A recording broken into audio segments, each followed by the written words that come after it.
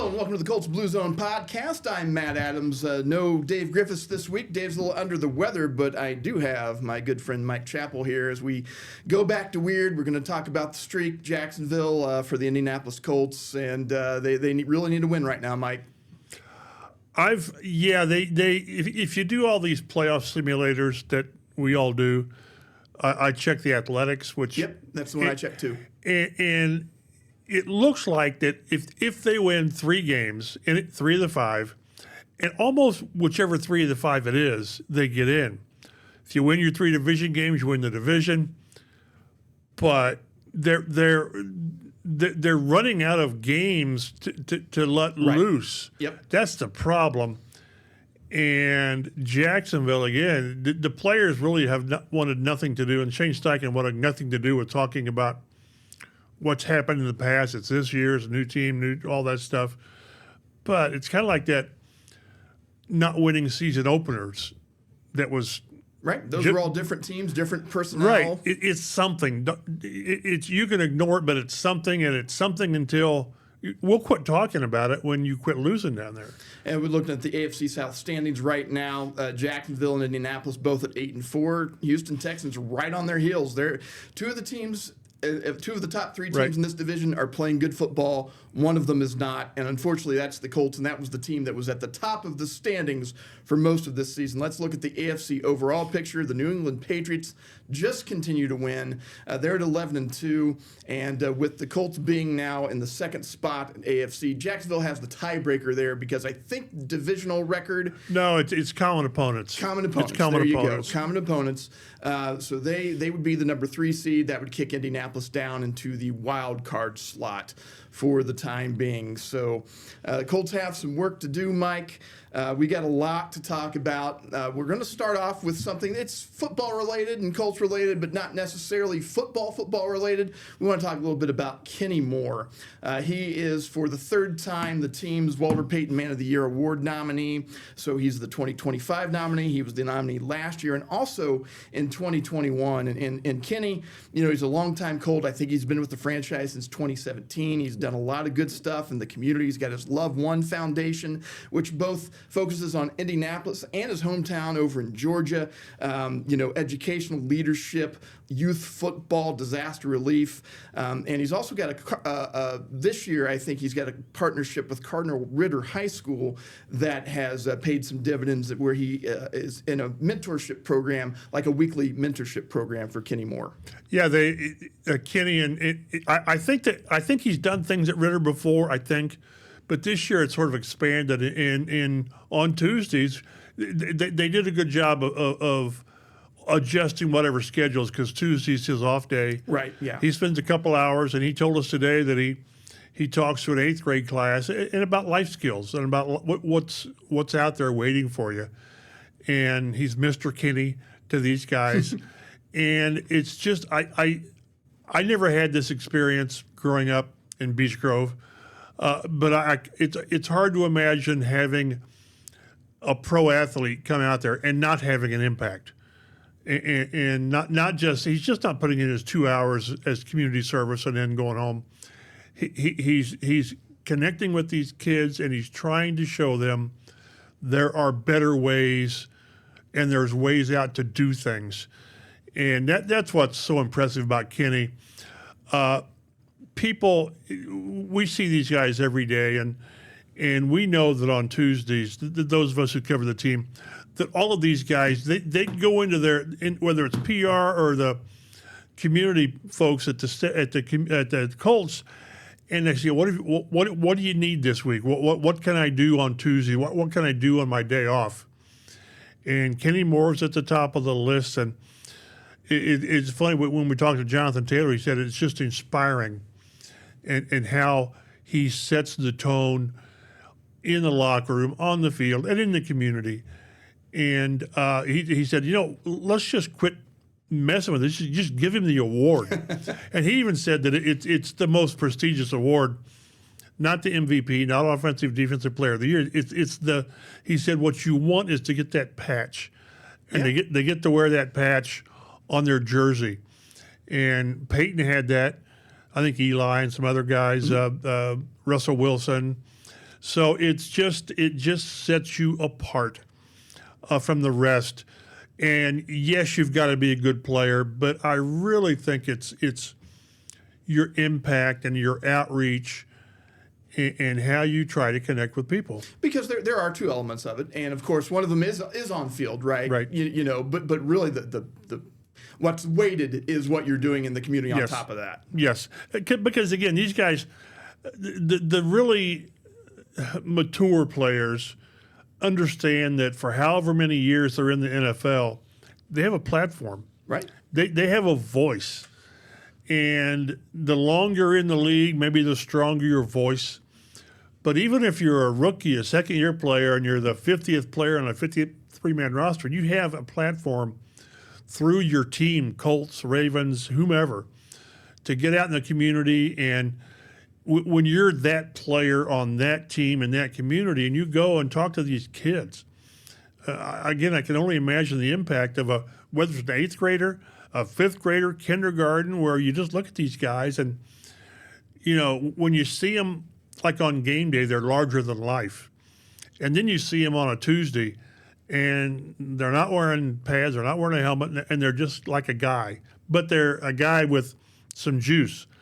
That's why I say, whether it's a coach, whether it's a player, when you have a platform, the things that I always occasionally on Twitter, someone will do something where a player will stop and sign an autograph.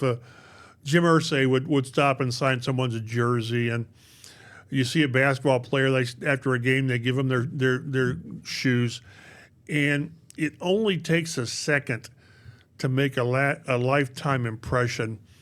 And I hope players in this position, football, basketball, hockey, whatever, understand the impact they can have on somebody, and they maybe met that guy for 30 seconds and spent time with him, but it makes a lasting impression. Yeah, and Kenny Moore's just one of those guys, stand up dude, always doing stuff in the community, and so like like JT said, just give it to him. I mean, he's done so much. It's one of those, keep beating on the door, and one of these days they open it up, and again, it changes everything with a player and his resume. And yeah, you want to get a Super Bowl, but this is about this award is about you and what you're made of, and the footprints you leave behind, and this would be special. All right, so Kenny Moore, again, the Walter Payton Man of the Year nominee. Each team nominates a guy and then or a player, and then they will make the announcement. Usually, is it during Super Bowl week? It's during that awards program. Okay, yeah, during the awards program. Then they will recognize all the honorees as well.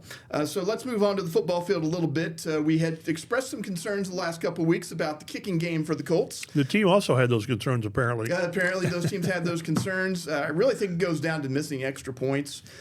You cannot have those, and it upset the apple cart on scoring, because then suddenly you're thinking about what do we have to do to get the game tied, to get things even. Last week, I mean, I know that if the Colts had hit a last-second field or a last-minute field goal, then maybe the Texans do go down and get the game winner, but the point is, if you didn't miss the extra point, then the Colts would have just needed a field goal to tie against a very stingy Texans defense, and unfortunately that was not the case. So they waived Michael Badgley this week. They have signed Blake Groupie from the New Orleans Saints. He's a familiar face for Brian Mason, the special teams coordinator for the Colts, because Groupie worked or kicked for him at Notre Dame. Right. And it's really this is where you don't want to be in December. You're in the middle of a playoff push, and you're having Tuesday kicker tryouts. It's not. There's no way to spin it. That's a good thing. And you bring in Blake Groupie, who the first 2 years in New Orleans was good, not great. I think it was 84%. I think it was solid player. And then this year he missed. He was 16 to 24, missed 8 kicks, which is the most in the league. Yep. But the problem with the Colts no longer wanted to deal with was Badgley missing 3 PATs, which is the second most in the league. I think Harrison Buckner and Eddie Pinheiro, I think, have missed 4. But the dynamics is really odd because I look at, you go by the NBA analytics or college basketball, and 3-point shooting is the overriding factor. Well, Badgley only missed one field goal. Right. He was 10 of 11, and the one miss was a 53-yarder left short. And he actually hit a couple from 50 right. plus. So, but the problem is he missed 3 PATs, and you think, well, yeah, but he was 10 of 11 on the threes. But it just upsets everything when you miss the PAT, and then you're chasing a pointer. And of course, if he'd hit that PAT and things played out the way they did, he would have needed to hit a 48-yarder to send it into overtime. Right, and then are you confident you're going to be able to do that? Right. And that starts to change your strategy, your play calling, and right. you just can't have well, that. But it's all about trust, because it changes everything. It changed when they went from Schrader to Badgley it changed their target line on drives, maybe from the 40 to the 30 even. And now I don't know what they do with what it's going to be. I asked Shane Steichen, how do you trust is such a big deal. How do you now trust a kicker that you've never had kick for you? Yeah, I mean, I guess to Groupie's credit, he's 15 of 23 from 50-plus yards right. for his career, so that's 65%. That's not bad from that range. Right. But what is not good is that he was 11 of 19 from 30-plus yards. Those have got to be. Those are layups. Yeah. They have to be layups. So we'll see. And, there was some pushback when they brought in, the tryouts were Groupie, Maddox Trejo, right. who we know about, and Justin Tucker, right, who has baggage. Yes, definitely baggage, coming off a 10-game suspension for, I believe, inappropriate conduct with massage therapists was the alleged allegations there that led to, some punishment from the league. He's an established kicker, but you also feel like, yeah, he's got baggage, but I think we all know, and maybe the Colts are different organizations or what have you, but if a guy's got talent and he's still got it, that stuff is going to trump some of those other characteristics. It's the NFL is and as much as you protect the brand and the shield and the horseshoe and all that. If a guy, for the most part, there are exceptions. If a guy, there's got to be a line you don't cross, and I don't know. Or actually, are there exceptions? I think the Cleveland Browns, but that's a different conversation. They just opened the window for Deshaun Watson to practice, and I want to see him play. I do. I want to see him on the field from afar. Not that, since we're not dealing with it, and see how they deal with him playing. I don't think he will. But it just shows you that there is tolerance when talent is involved or potential is involved. And as I mentioned earlier, this is not where you want to be in December with tryouts and uncertainty at kicking. Let's say, heaven forbid, Groupie goes out there and misses a couple kicks. Then what? Justin Tucker's in here. I mean, what are you doing? This isn't where they want to be. And the one we talked when they signed Schrader. Well, at least they've got the doggone kicking thing taken care of. Well, now here we are. There we go. Yeah, we thought they had it solved when they had Matt Gay, right? And then that didn't work out. Then Schrader, that'll solve our problems, right? Then he gets hurt. And this will be the first time in franchise history, back to 53, that they've had 3 guys kick a field goal in a game. And that just shows you how it's not a good thing, doggone it. No, you don't want to keep switching players, really at any position, but kicking especially. Well, and they've been in close games. I think they've had 5 or 6, 7 one-possession games. I don't know what it is. I haven't got my notes right in front of me. And they've lost a couple here at the end. And in close games, you don't want to be second guessing yourself. Should I go for 4th and 3 or kick a 44-yard field goal? And then missing extra points, it just makes you chase points. So they're not in an ideal situation, either in a playoff drive, in my mind, or with a kicker. Now, one thing that I found a little bit interesting, was that Groupie is not technically right now not on the active roster. Right. They put him on the practice squad because they know that he's got 3 practice squad elevations that they can use, which means they've got an open roster spot right now with waiving Badgley. Do you think that's a place where they're going to go and activate Jalen Carlisle, or is that where we're going with this? I think so, and you can always find a roster spot to need it. But yeah, I think this is the third week, I believe, Right. for Carlisle to if practice. they don't activate him, then he can't play. He stays on IR. Right. Correct. And Shane Steichen's steady. He's progressing well. It looks good. So I think they activate Carlisle. And then you can elevate the kicker for 3 games. Although then at some point you've got to sign him to the active roster because you only get 3 elevations. Right, but you can kick the can down. Not to make a pun, but you can kick the can down on that a little bit. Now the only thing is, if you want to get real cutthroat about it, is he's on your practice squad. He's a free agent. So what another team can sign him off your right. True. I'm not sure how that works internally on whether you would go to the guy and say, well, we're going to give you more to stay.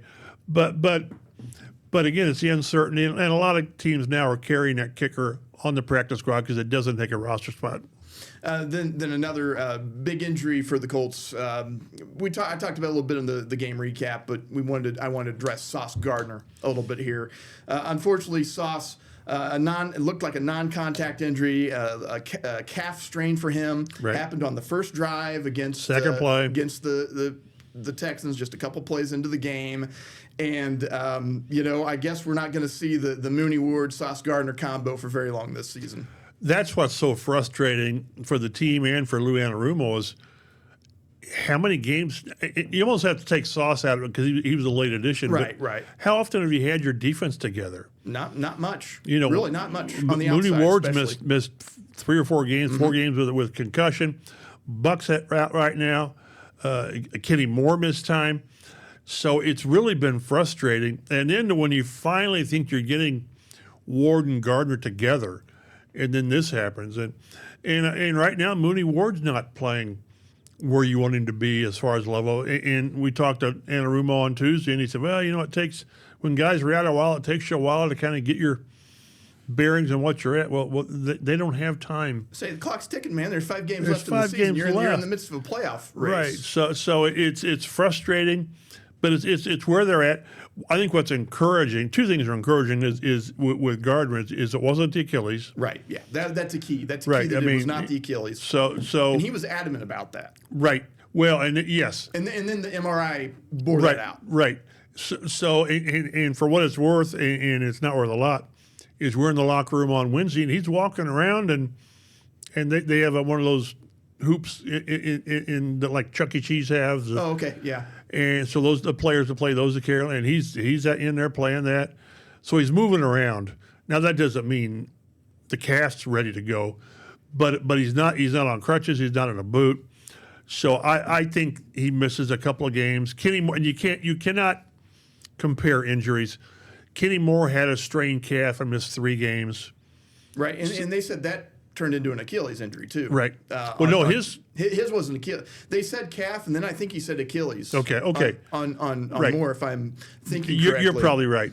And so he missed. He misses 3 games. Yep. So I think he's going to miss a couple games, but hopefully you get him back in games that matter. Because again, this schedule, the easiest game of the final 6 in my mind was Houston at home. Because now it gets tougher with Jacksonville and then at Seattle and then home with Frisco, and then you close with the 2 divisions. So it's still there for them.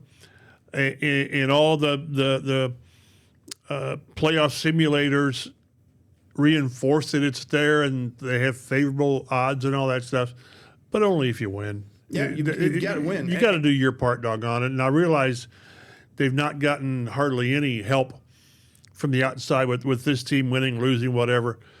But if they win if they win 3 division games to close out, they win the division. They just do. That's the thing. In we'll talk a little bit about the Houston game. They did have an egregious pass interference call that went against them that allowed Houston to get the go-ahead touchdown following an egregious delay of game. Yeah, delay of game. That was a delay of game. That said, the Colts still had it in their hands, right? Right. Because if they go down and they score a touchdown, they're going to win this game, right? In all likelihood, right. They were unable to do that, and it's kind of like this. they're 8-4 right now. They're still in it. They're not out of the mix by any stretch, but they are not playing their best football. Unfortunately, They played their best football in the first 8 games of the season. Since the Pittsburgh loss, this has not been the same football team that we have seen. And maybe it's a little bit of a lull. Teams go through hot streaks, cold streaks, that sort of thing. But if this lingers for another week, then you're really, really concerned about the football team. Part of me thinks that they lose this game, they don't make the playoffs. I just because again, I do look at the going to Seattle, right, which is a super tough place to play and a good team. But again, then I think if you win your last 3, then you're still fine. But I would have a hard time if I'm in college doing my debate, and the teacher says, you need to argue right now why the Colts have a chance, or you should come out of this. And I don't know how I would explain why I've got confidence that they're going to turn this around. And that's not a good place to be. They're not playing awful football. No. They're doing just enough to not win. Yeah, kind of silly penalties, not being able to make a catch at a key moment. Josh Downs' drop. Had 2 drops. Jones is playing okay. They can tell us that he's not limited. They're not limited in what they do and how he's playing, but there is a difference. There's limitations. He's not scrambling. He hasn't scrambled a ton this year, but against Atlanta, he did because he needed to. I'm not sure that he's able really to do that right now. And then the other thing, they have made just a feasted off a play action naked bootleg where they usually hit Tyler Warren in the flat. They have run that play countless times this year.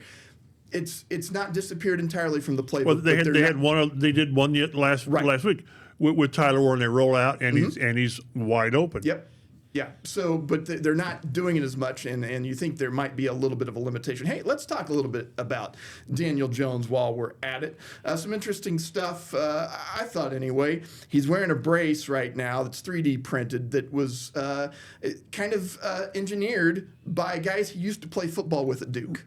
Roommates, I thought. Yeah, former roommates. Yeah, and I'll try to do a story later in the week, which here we are Thursday.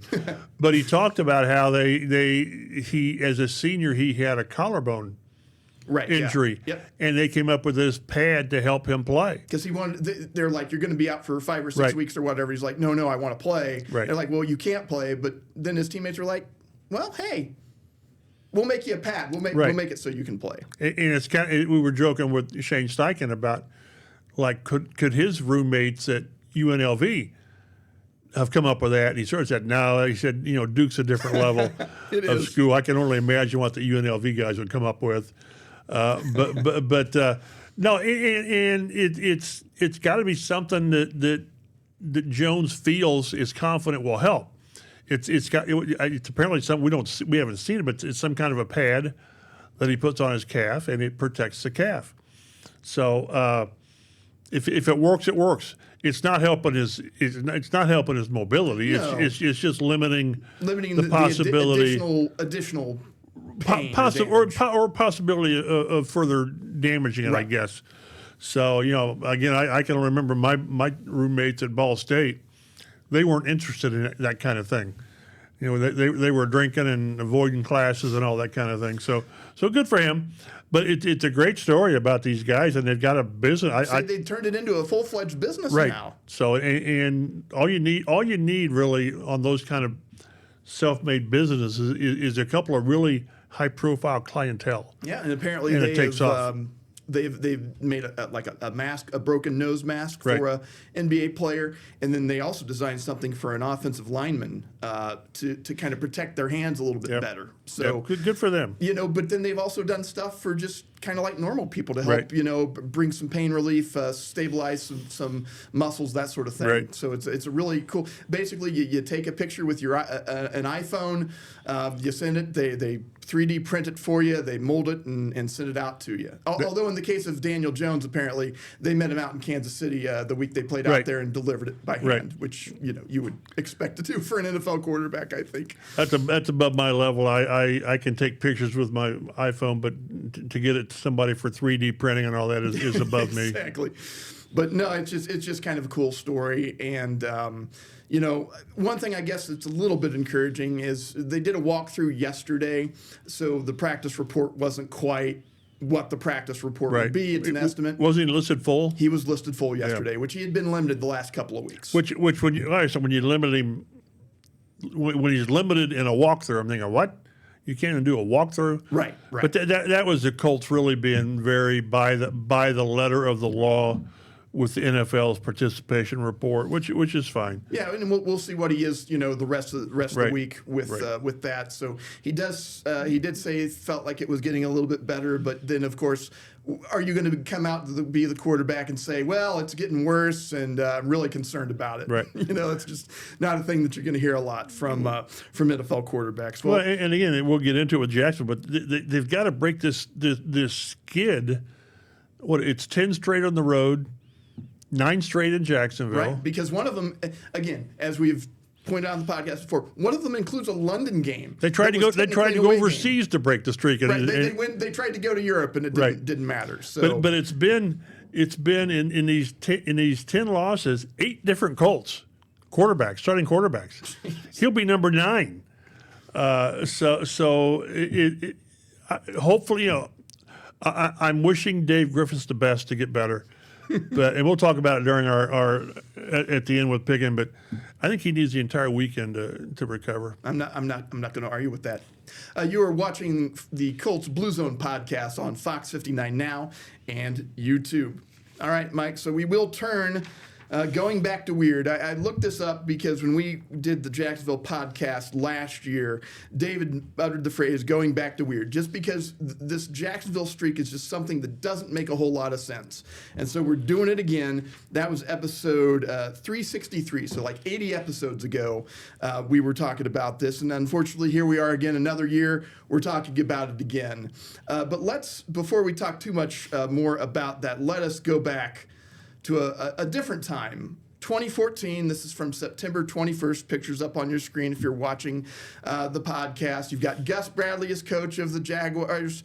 You've got Chuck Pagano as coach of the Colts. Andrew Luck's the quarterback. Reggie Wayne's still playing football. I think Ahmad Bradshaw's a running back. Yeah, Ahmad Bradshaw's out there. You've got Dwayne Allen, Colby Fleener, Greg Toller, Vontae Davis, rest in peace out there. Bjorn Werner, still an active football player. That is how long it has been since you haven't got a picture of who the Jacksonville quarterback was. I had looked at it. Do you know who it was? I believe it was Bortles. In 14, I think it was Chad Henne. Oh, was it Chad Henne? And then the streak started with Bortles in 14. In 15, I mean. Yeah. So, it's just one of those. And it crashed and burned in 15. Yes. That was the 51-14, yep. and when the Colts had the lead. Yep. And then it all fell apart in the second half. Well, and the Colts, the last time they won, they crushed Jacksonville. It was 44-17. Right. Touchdown passes, 4 of them for Andrew Luck in that game. Hakeem Nicks, Kobe Fleener, Dwayne Allen, and Ahmad Bradshaw. Greg Toller and Vontae Davis both had interceptions. Just completely different team, completely different time. Yet, they still continued to lose out in Jacksonville, or at least in road games against the Jacksonville Jaguars. It's one of those where the common denominator, it's the Colts. I mean, it's different coaches, different GMs, different quarterbacks, different players.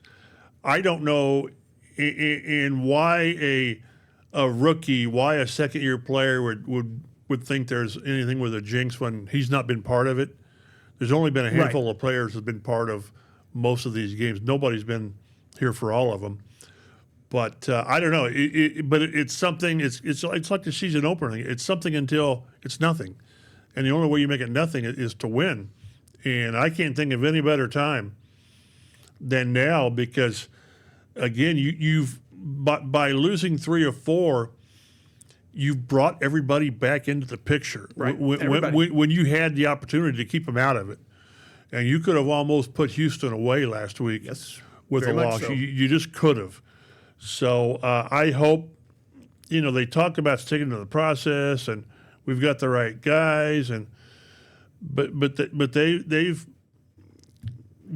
squandered like 3 good playoff chances in the last 4 years, whatever it's been. Mm-hmm. Unfortunately, on their own, and it's involved Jacksonville a lot. So but it's something until it's nothing, and it's up to you guys, meaning the Colts, to make it nothing. Yeah, I mean, you think about the chances of the team. Obviously, we go back to the 2021 season that we hate to talk about, almost as much as we hate to talk about the 2022 season.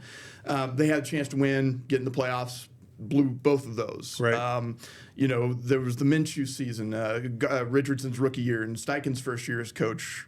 They needed to complete a pass. Fourth and one. Fourth and one. Keep the game going. Not able to do that, so they're out of the playoffs. Right. Last year, they were still in the playoff hunt, but then the Denver game happened. Right. And then it spiraled. They went and they played the Giants. They still had a little bit of chance. They made Drew Lock look like Right, yeah, and they made Phil him Simms. Look, Yep. Yeah, absolutely. They made him look like one of the all-time Giants quarterbacks. Yep. So, you hate to think about, but the team has had a little bit of a reputation for fading a little bit at the end of the season, and you hope that this is just not what's happening right now here. But you're expecting the worst because that's what you've seen. Right. And they can talk about it's a different year and all, but for the most part, in these playoff shortcomings, it has been the same people. Now, different quarterbacks, yes, but Jonathan Taylor, Michael Pittman, and the defense, and Quentin Nelson, it's been a lot of the same guys. So, again, the only way you can quiet the critics is to win. It's a bottom line business, and when you lose back to back for the first time this year, and we were talking in the press room, we need to double check, and the guy that Kevin Bowen brought it up, they've lost 2 games in a row with a positive turnover ratio. Mm-hmm. Yep. How rare that is. It's not a thing that happens very much. I mean, usually it's either even or you're right. on the negative end of that. And they've had 8 games this year with no turnovers. And they've lost the last 2 with no turnovers. So it's, again, they're not playing awful football. They're just playing enough to lose. You're not making, like I said, we talked early in the season when they were, the numbers are the contrast is incredible. Their offense is like 10 points, a little more than 10 points off. Yep. Over the last 4 games. They're not running the football well. The one aberration in the last 4 games was a 244 that Taylor had in Germany, and that included an 80-yard run. So it's just not been there. They're not making the third and whatever plays. Against Houston, the third down, the average third down was 3rd and 10. I think that's been the biggest thing I've probably noticed in the last few weeks is the first down inefficiency. Right. Because they were just, grabbing 6-7 yards. It felt right. like every time they were getting into first down, that set up a lot of 2nd and 3s, a lot of 3rd and shorts. Right. And, and this goes for any offense. If you get any offense into 3rd and 6, 3rd and 7 it's consistently, tough. It is real. Yeah, you're going to convert some of them, but overall, those are really hard to convert consistently all the time. Well, and then when you get to 3rd and 1, 3rd and 2, one of your options, being Daniel Jones, I thought the same thing last week too. It is not an option. They're not going to be running him on those quarterback sneaks until that fibula is healthy, which might be next year. Right. And so what did they do last week? They tried to use Tyler Warren. It led to a bad snap. Well, or he didn't get the snap, whichever. Right. Well, that's what I meant. He fumbled the snap. Right. And I was all in favor of hey, go with Tyler Warren, but boy, you gotta get the snap. I mean, you gotta corral the ball because right. and it's not a bad option. It's right. just we have seen earlier in the season. Jones has been excellent in those right. 4th and short. If it's a yard, little under he's yard. still the league best. I think 6 out of 6 or 7 out of 7 on 3rd and 1. It was almost automatic for him in those short situations. They used that a couple of times at goal line situations too. Right. When it was just outside. But right now, because of the fibula, that changes your thinking and that changes your play call, right. and then that leads to something that you did well you're no longer able to do. Right. And that's been part of the kind of this lull that the Colts are in. Now let's talk about these Jacksonville Jaguars. They're 8-4. They've won 3 in a row. They are 4-2 at home, led by quarterback Trevor Lawrence. And he's having just kind of an okay season. You look at the numbers, but the thing is, they're 8-4. They're winning ball games, 2,600 passing yards, sub 60% completion percentage, 16 touchdowns, 11 interceptions. He's been sacked 32 times, but he does have 5 rushing touchdowns and 235 yards rushing for the Jaguars. What do you think of Lawrence? At one point, he led the league in turnovers. Now, maybe he still does. 11 interceptions, and he's probably had 4 or 5 a few fumbles as well, yes. Lost fumbles. I still don't think they know or anyone knows what they've got with him. He'll go through a stretch of playing really, really well, and then again, as the interceptions show you, he'll make some bonehead plays that puts you in peril. So that, and again, he's got a good team around him. He's got a good running attack. He's got good receivers. Defense is playing well. So this is a case where you don't need the quarterback to be Superman. You need him to make those plays, and he makes enough. But I still don't know what they have in Trevor Lawrence. It is mind-boggling. He's been in the league now for a few years, and you would think that we would have a good handle on where Trevor Lawrence is as an NFL quarterback. Now, it hasn't helped. They've changed coaching staffs a couple of times, and that's never a recipe for success for any young quarterback. But just the consistency hasn't been there. And even if you look at his versus the Colts stats, it is just so hot and cold. Now, you sort of throw out the Urban Meyer year, but still, he's had last year's game was a shootout at Jacksonville, but he passed for more than 340 yards, I think, in that game. That, then Flacco aired it out, but the Jacksonville came out on top that game. But then he's had a couple real clunkers against the Colts, too. And they had that one year, was it 2 years ago, where they were blowing the Colts out in Indy? Oh, yeah. And they kept him in the game, and he had a knee injury. Yep. When he was rolling out or whatever. It was late in the game. They were up in a game that they were not going to in any danger of losing, I don't think, at that point. And they had him he was scrambling, rolling out to the left, I think, and got hurt. I just he can hurt you. I'm not saying that he can't hurt you, but he could also hurt his team at times too. It's one of those things. If you're a Jacksonville fan, I don't think you've got a good handle on it. Yeah, and that's why I think when I look at the Colts and the defense, what concerns me is the running game with Etienne. Etienne. I think he's the kind of guy that can pop one or two. I don't trust this defense without DeForest Buckner. I just don't. I don't know how you can. Yeah, and I think one of the most deceiving stats of this team is they are fifth in the league with 35 sacks. And I'm thinking, but they don't rush the passer very well. I think I looked, and I might have missed one, but I've got him with 14 sacks from their edge guys. And you just have to have more I think we've seen Kwity Paye with what his ceiling is. I think it's going to be 6 or 7 sacks and great against the run. Really good on the edge. Really good on the edge. Holding the edge. But doggone, you've got to get more out of Latu, and we're deep enough into the season to think this is not a great step forward for him as that edge pass rusher. Okay, he's got 3 interceptions. That's fine. I'd rather have 13 sacks. I just would. So he's got 5.5 on the year. We've got 5 games left, so he's got to have a pretty good run in order to get to double digit. He'll finish with 8. That's kind of how it's feeling right now. But one of I think it was Pro Football Focus, they have him really decent on I think like 5th or 6th in pressures and pressuring. Well, okay, fine. But give me some sacks. Give me the sacks. Put the guy on the ground. Yeah, pressures will do, but you've got to finish some of those. You've got to finish more of those pressures off because they do disrupt the game. But if you don't get guys down, it keeps the play alive. Well, and here you got a mobile quarterback that if you don't get, and he's a big guy, if you don't get him down, he's going to get on the edge, find somebody, or he's going to run. He's going to run for 10, 12 yards, whatever it takes. So I like the matchup in that.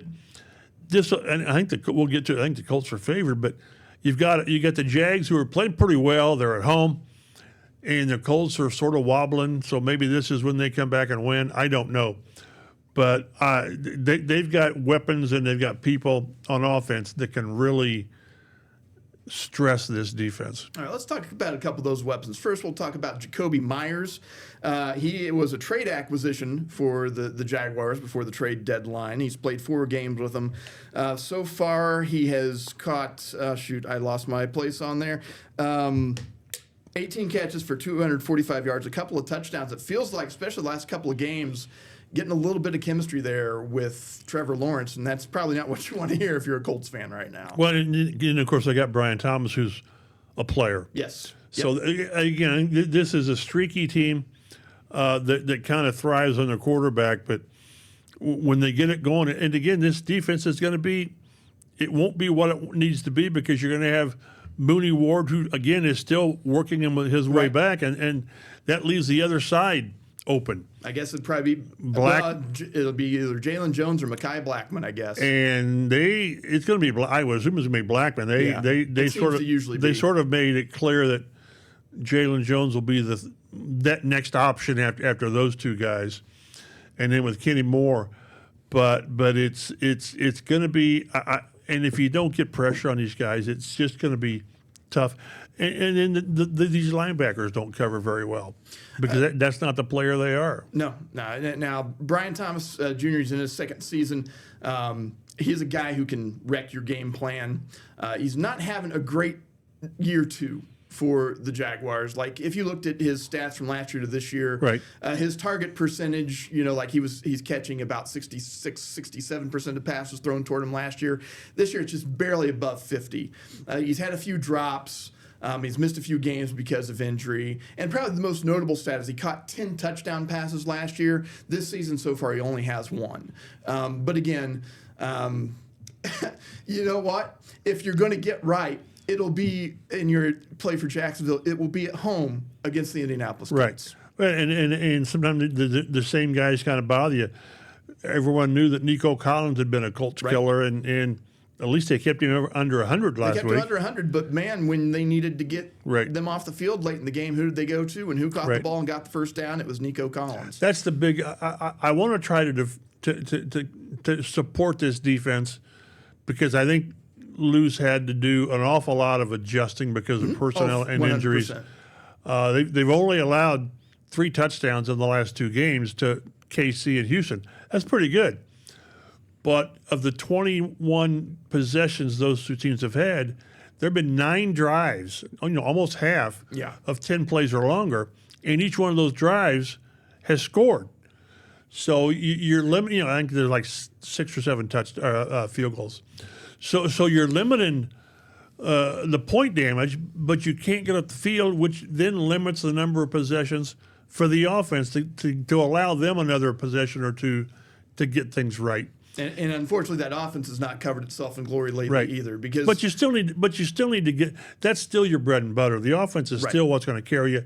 You still have to give them a chance to fail. What do you think about last couple of times Steichen and he's done this all season, so it's not. But when they've won the coin toss and they've gone with offense and then they go 3 and out, it just drives me crazy. Because, if you're going to take the ball and you're going to make a statement, you better make a statement. Unfortunately, your statement is, we're going to punt. Well, and in this last week, it's Josh Downs with a drop on 3rd down. Yep. So is it the wrong strategy to take the ball because you want to set the tone? But it failed because your player didn't execute the play. So is it the strategy or is it's the execution? Right. It's the execution. So they went 3 and out on their next drive too. And again, the Texans right now in the NFL, they have an otherworldly defense, and they play that way, and they really look that way the first part of the game until the Colts kind of did loosen some things up later. Right. So I think it's all about execution. When a play doesn't work, try something else. You should have tried something else. But again, if they're gonna get this turned around, it will be with the offense starting to reclaim their identity from earlier, and that's going to mean at some point Jonathan Taylor being. Remember when we had those discussions about JT being an MVP? Kind of quiet on the Jonathan Taylor MVP front right now. That bandwagon's got like nobody on it right now. Because earlier in the season, you would definitely have made an argument for that. But as things currently stand, JT's had a couple rough games. Colts offense in general has had a couple rough games, and a lot of that is tied to JT and whether or not he's able to get going. Well, and the one thing, too, about taking the ball on the coin flip, I think it's kind of important in these games coming up to get off to those good starts. Because, you get a couple more 3 and outs and you get behind 7-0 on the road, things just do snowball on you. And when you're on the road I'm not sure how the crowd has been in Jacksonville.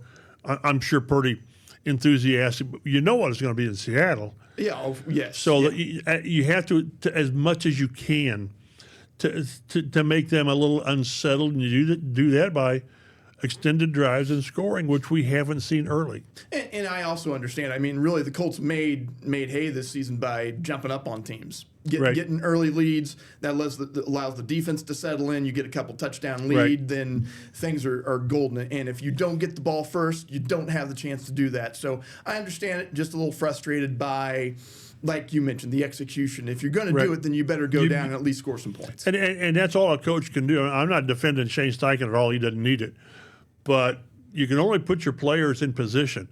And then it's, whether it's the drop by Downs on the first possession, his drop on that last drive, which he probably doesn't make the first down, but he makes the fourth down manageable. I'd say then it's like probably a 4th and 3 instead of 4th and 9 or whatever it was. And then whether Pitt should have made that catch or not, I don't know. It was a little behind him. But 4th and 2 or 3 is a lot easier to convert. It's about the plays they were making early. Jones was under pressure early, but he was getting the ball out and finding the guys in stride. So this is on them, and like I say, it's not that they're just playing trash football; they're just not playing winning football. You just feel like if they can crisp up the execution a little bit, they'll have a real good chance to win. One more guy I want to mention for the Jaguars, Josh Hines-Allen, well known to Colts fans. In 10 games versus Indianapolis, he does have 10.5 sacks. He's been a little bit more effective at Lucas Oil Stadium than he actually has at Jacksonville, but he did have a 3-sack game at Jacksonville, and he's just kind of one of those edge guys that you always have to watch out for. Always seems to be in the mix against the Colts, and where we have seen the offensive line struggle a little bit has been some of these edge rushers. Right, and that's why I think that the success they had early in the year, protection was much better. Was it 9 sacks in 8 games, whatever it was? But over the past 4 games, I think the tackles have been a little bit less effective, and then teams are getting.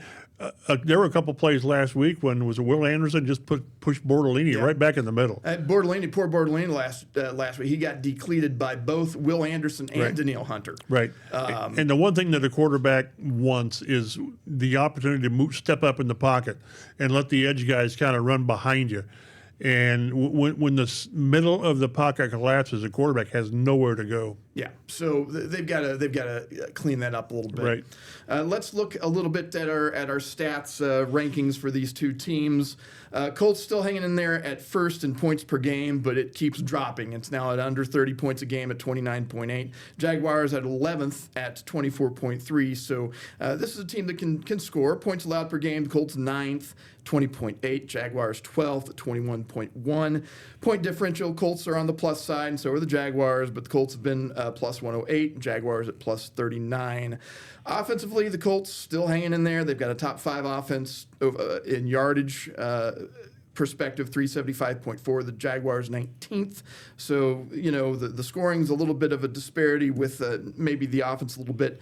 Passing yards, Colts 6th, Jaguars 21st. Rushing yards, Colts 6th, Jaguars 11th. So it's a team that can run the ball even if their passing game isn't, top of the league. Total defense, Colts 21st. More than 340 yards per game. I know that's probably got to drive Lou Anarumo crazy. Jacksonville 11th at 312 yards a game. Passing defense, Colts 27th, and that's really where teams are getting them, 246 yards per game. Jaguars 23rd. They give up a fair amount of yardage in the air as well at 230. Rushing defense, both pretty good. Colts 7th at 98.3. Jaguars right there at, it says first here, and I believe that is a carryover from the Texans last week. Right. Yeah, and again, they've got it's a tough balance with Shane Steichen and all the other coaches when maybe your strength is running the football and you're going against a team that's their strength to not let you run it. So how much do you stick with the running game if it's not being robust or at least reliable? You don't want to waste plays, but at the same time, you don't want to get one-dimensional. Right. They have got to find some way to have Taylor. And again, whether it's volume, whether it's 4.5 a carry, whatever it is, and over this last stretch where they've not played well, he's getting hit behind the line quite a bit, which wasn't the case early. Nope. So it's just being more efficient because if you give JT his 16, 18 carries and he's getting to the second level, at some point he will break one. He really hasn't had that chance outside of the Berlin game. All right, let's take a look at the injury report real quickly. This is from Wednesday, so that's the report that we've got. So that's what we can use. Jaguars do have 14 players on their injury list this week. Notably, 4 of them are starters. Their offensive tackle Walker Little, Trayvon Walker, Parker Washington, who's been a pretty decent receiver for him this year, and then Andrew Wingard, their safety, one of their leading tacklers. He's in concussion protocol, so who knows if he'll be able to. We'll have to just monitor that over the next couple of days for the Colts. They had a walkthrough yesterday. A couple players popping up on the practice report, including Josh Downs with a hip and a knee, Tyquan Lewis with an ankle, Kenny Moore with an illness and an ankle, and then Daniel Jones and Jalen Carlisle were both full for what would have been their walkthrough yesterday. Sauce Gardner also did not practice or would not have practiced yesterday as he recovers from that calf injury. And then perhaps the most important, the most essential injury on the list this week is in the media sphere. We've got a DNP, a did not podcast from Dave Griffiths. He's out with an illness. If he's not able to go on Sunday, what would he be like? Questionable? He'll be questionable. Questionable, probably. Yeah. If he's not able to go on Sunday, then the Colts might have a chance. We joke about this because Dave has been out to Jacksonville to cover those games for the Colts, and they just continue to lose. Can you imagine if somehow it's announced that Dave won't make the trip, how that would impact the odds makers and the point spread? I think you're probably looking at a 1.5. I was thinking maybe a field goal spread. Yeah, absolutely. I think it goes from a 1.5 to a 3 there in favor of the Colts if Dave Griffiths is unable to go on Sunday. I'm not happy with the station anyway that they even scheduled him to go to that game. I mean, this is, we're the flagship station of the Colts. We've got no business sending Dave Griffiths to Jacksonville. Send Whitlick, send Hagan out there. Absolutely. This will be a 1 o'clock kickoff game. It airs on CBS 4. You can catch Colts Blue Zone, the TV version, at 11:30. And again, on CBS 4 there, it'd be Colts at Jaguars from Everbank Stadium. The betting line, Mike, does favor the Indianapolis Colts. I don't understand that. They are a plus 1.5 point favorite. Is that the odds makers wanting people to bet on Jacksonville? You wonder. And then, I saw somebody sent me today, like the picks for this week, and it's 90% of the people picking the Jaguars over the Colts. Don't get it. I quit betting a long time ago. I don't understand how it's a 1.5 favorite for the Colts. I mean, I know it's not a huge line, but still, given the history, the way the two teams are playing right now, that seems to be a generous spread for Indianapolis. This might be the last game they're favored in. Well, depending on how that goes. But I guess they'd be favored at home. I guess they'd be favored. If they come away favored with a convincing win, then maybe they could be favored next week. But I wouldn't expect them to be favored at Seattle. No, but they'd be favored against the Jags at home then. Yeah, probably. And then the over-under on this game would be 47.5. So, you're looking at like a 28-20 game, somewhere around there. We talked a little bit about the Athletic New York Times playoff simulator at the beginning of the podcast. And according to that, if the Colts win this game this week, then that puts them in an 85% chance of getting into the playoffs. They lose this week, drops them down to 51% chance. Now, of course, there are a lot of variables there. You've got a lot of other teams. You've got the rest of the schedule to think about, there. But it's just a way to demonstrate how crucial this game is for the Indianapolis Colts as they head to Everbank Stadium. I don't think the simulator takes into account who the rest of your schedule is. It's just games. Yeah, it's just games. What it is. It simulates a bunch of different scenarios and then spits out a number. Because again, in my mind, the easiest game of the last 6 was last week at home with Houston, and you didn't take care of that. So it's I don't know who we talked to this week, whether it was Sauce Gardner or whoever. He said, everything is still out in front of us, and they don't need help. They don't need help to get in the playoffs. They need to play better. It's on them. And if they don't make it, it will be on them. And if they lose, maybe next week's podcast is what's going to happen if this thing continues to spiral where no one wants it to go. There will be changes in this organization. Not tweaks, but changes. And the only way that they can avoid that is bottom line is to win. Find a way to win where you haven't won since Reggie Wayne played, for crying out loud. All right, so big moment, Chap. How do you see this game going this week? I think they're going to win because it makes no sense that they're going to win. I've got Jacksonville 23-17. And again, I don't feel good about it as far as confident in it. But until you find a way to win where you can't win, it's kind of like Pittsburgh, where you hadn't won, in a while, and your history there is terrible. Until you do it, you haven't done it. So I've got Jacks 23-17, and then you've got concerns because the leaks have gotten larger on your boat, and you're really taking on water. Yeah. So I really would love to have some confidence in this Colts team and pick them.